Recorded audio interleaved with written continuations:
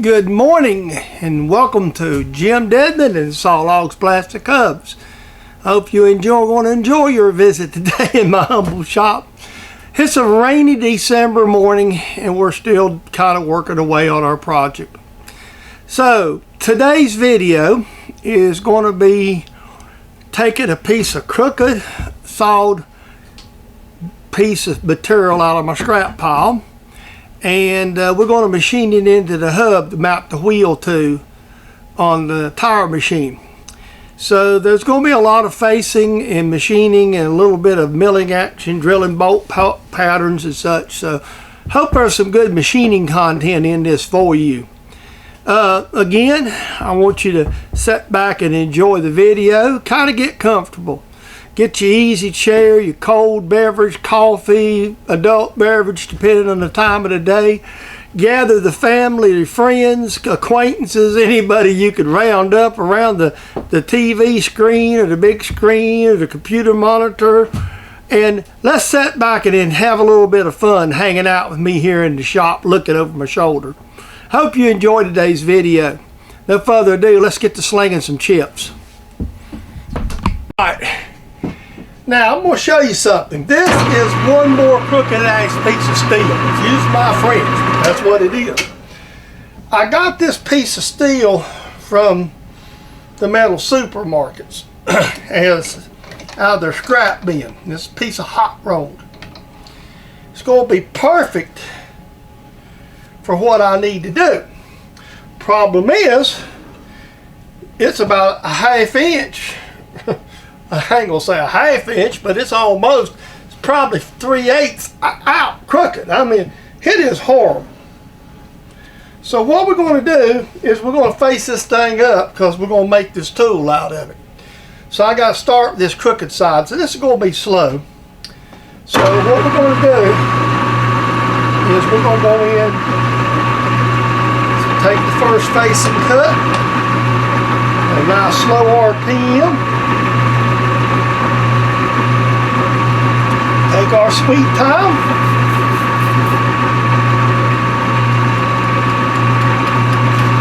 And just bang down this thing out. So, I'm not going to obviously bore you with a bunch of cuts. So, I'm just going to show you what I'm working with. I'll bring you back as I get further down. I'll give you a short clip. You can't even hardly see from your vantage point that we're cutting anything. But that thing's out so much. Whoever that saw operator was pretty bad. You can see how much I cleaned up. If you can see it, it's just right here. That's all I've got. So you can see I've got a lot of work to do. I will say something when I'm doing a cut. And this is probably my standard disclaimer on anything like this. This is a home shop. I'm not in the business of making things for profit or for resale. So techniques that I use here are things that I use because, and materials I work with is depending upon my budget. This whole project that I'm working on is using material that I've had basically bought out of scrap bins or whatnot. And that's what this particular piece is. And you see I'm beginning to get a flat on it. But basically this is the reason why this is in the scrap bin. It's going to be a perfect piece of material for what my project's going to be. It's probably a little bigger than what I really need, but again, because I have this piece of material, this is what I'm going to work with. So, with all that being said, we're going to face both ends of this thing off. Well, right now it's probably about 8 inches in diameter. We'll probably turn it down to about 6 once we get all said and done. There's going to be a lot of machining to this just to get it ready to go into the mill. So I thought I'd throw that in. Quick update. You see how much is cleaned off of this, how much I got to go. Thought I'd just bring you in and let you see where I was at. Progress report. So I'm getting there. I've got about half of the parts clean. So we're getting there. It's just slow. And we're just keep whacking away at it. Guys, I'm getting down to the nitty gritty. I've been facing this part probably 45 minutes. And I'm getting down now where I have to take wide cuts because my speed and feed combinations is not what they really need to be. I'm having a little chip control problem. Hopefully I can get it down here to somewhere I can deal with it. I don't think it's completely cleaned up as of this time. I think there's a little bitty spot. I'll probably have to take a couple more cuts, but I wanted to show you we was getting there. Once I do this, I'm going to flip it over to the other side and face it. I'm not going to waste your time with seeing the end of the spacing job. The only reason I'm showing it because of what I dealt with. And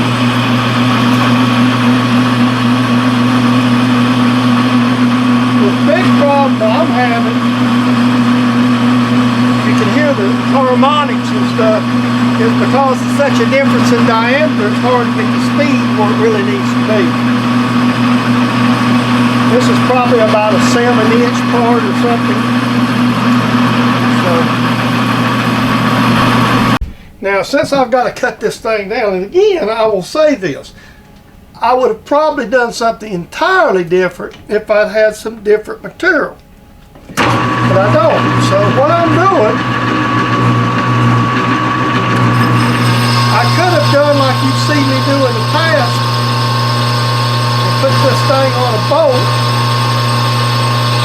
and tried to turn the sardine out with the bolt. That's a lot of swinging on a 1/2-inch thread, and I don't think it's going to work too well.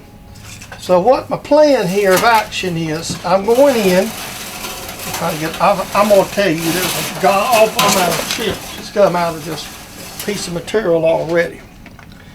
So my plan is I'm going to turn a little over, I just got it where I can turn part of it. I'm going to turn it down, basically we're going to turn it down to basically around 5 3/4 or so. We don't really want 6 inches, so we want something like 5 3/4 because we're going to put a 4 3/4 bolt pattern in it. So with that being said, I need to get her cut down. So what I'm doing is just working on it, and so I may end up doing a little something different here on my feeds combination. So I can feed this. So I'll bring you back when I get this one side down about where I want it. All right, I got one side turned to 6 inches. So what we're going to do here is we're going to turn the other side of it. Again, I'm going to say this and repeat it for posterity.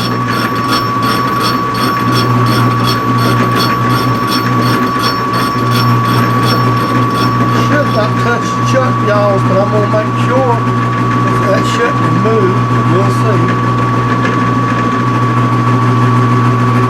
That's good. Alright, so now we just start taking our time trimming this side down. Now this won't be a perfect OD, but again, this is basically, OD's not a critical component, and it's a lot easier to do this because it won't twist on that arm. So we're just coming in here, we're just removing stock again.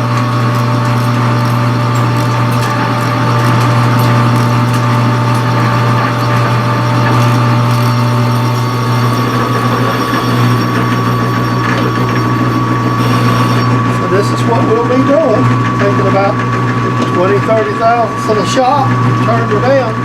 I'll show you when I get to the end. I'm about 10 thousandths just under 6 inches is what I'm going to use, which will be plenty. I really was just trying to get there, and really I wanted to be, I thought about another little map and to give me enough, even though it doesn't have to be super strong, but to give me enough around the screws. I'm going to do that. Okay, we're going to drill her out.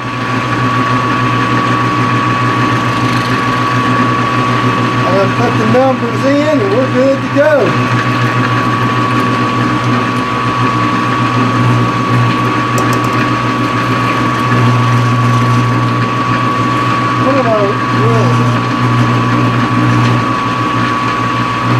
Let me get a little faster here.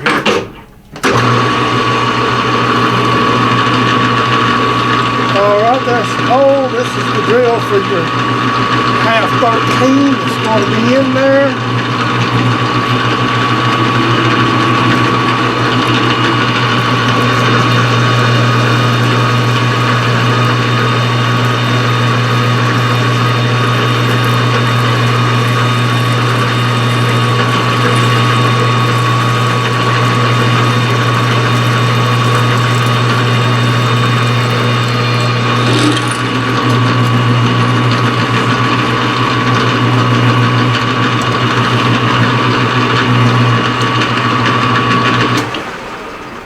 I'm going to go, whoa! Well, I just dropped the dang drill, didn't I?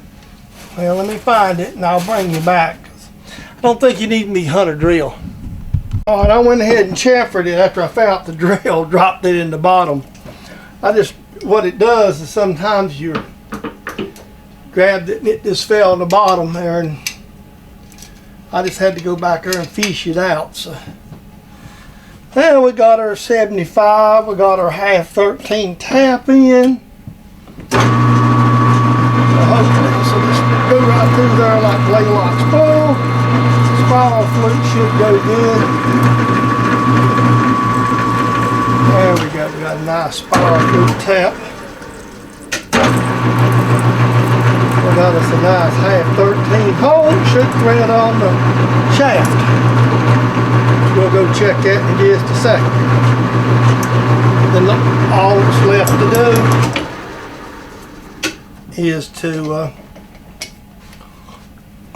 to do is drill the holes in it for bolt pack. Okay, now you'll see what the plan is. The tire will bolt to this, and this will turn it. That's a little bit faster than some of them, but again, with a 33rd horse motor, see, it's going to be hard to.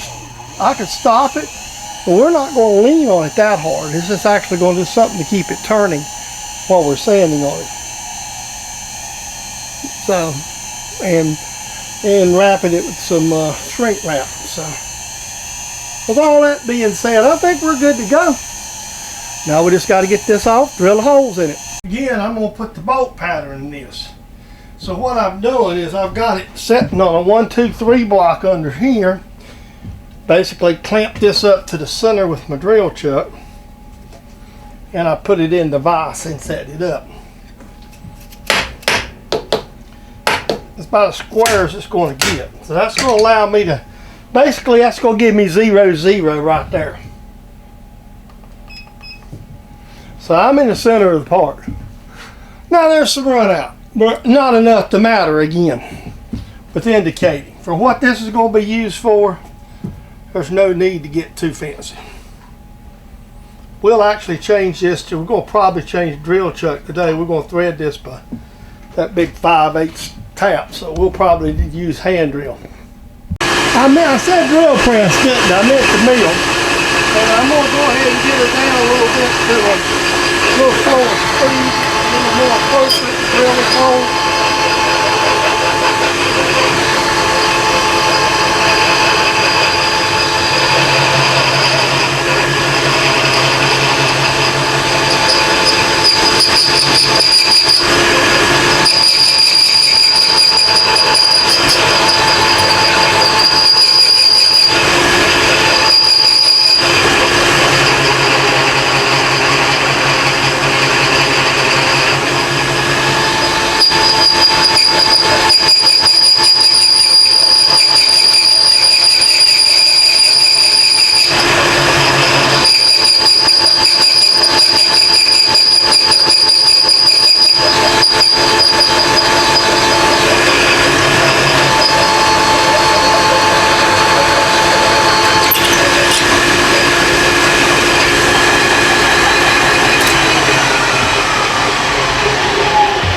is one of the largest holes I have drilled with my wheel, and in steel. I've drilled them in plastic and stuff, but in steel. And it works just fine. If you really need a little more gronk, you can grab it. That's that quill wheel with Jim Enos, folks. If you don't have one and don't want to build one yourself, check Jim out on quill wheel. He's gracious enough to give me one, so I like to plug him every once in a while. Shameless plug for Jim Enos. Okay, now we're going to chamfer this hole.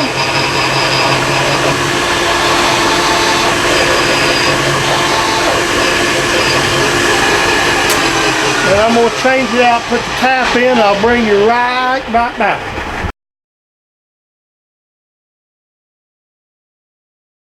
Yesterday, or the other, in the video, I'm going to put this in. Yesterday when I was shooting this, my batteries died. This is the completed plate that will bolt on. I've got a still picture you will see too of where I stuck it in the wheel. I went ahead and put gun glue on it. I'm just using threaded rod for the studs because it doesn't really need to be that great. It's just something simple. So this one here is to fit a Chevrolet bolt pattern 4 3/4 by 5. You notice I drilled all the 5 holes, but we only got 3 bolts in it because that's all we need to hold it. So it does fit. I did take a picture of it, and this here part of it, this whole project, this piece is now completed. This is your buddy Jim. Thank you for stopping by my channel today and watching my video. This is a copyrighted production of James Dedman Sawlogs Plastic Hubs for your entertainment, education, and so, on YouTube. Maybe a small entertainment value. I never considered myself an entertainer. With all that being said, I appreciate every one of you who are subscribers. If you stop by and like the content, would like to become a subscriber, just click that subscription there and it'll be just fine. There's no fallout, no charge, no cost, no nothing. It's just being a member of the family. Comments are always welcome.